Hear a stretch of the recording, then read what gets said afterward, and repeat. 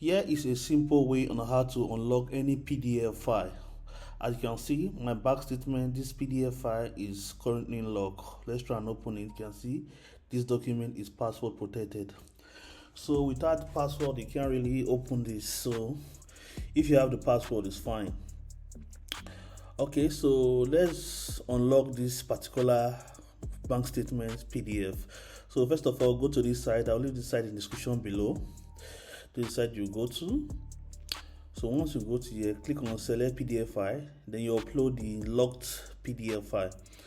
So click on unlock PDF. You can see it is unlocking. So it will demand for password. So if you have the password, you input the password here. So click on send, unlocking. You can see unlock. So download the unlocked PDF.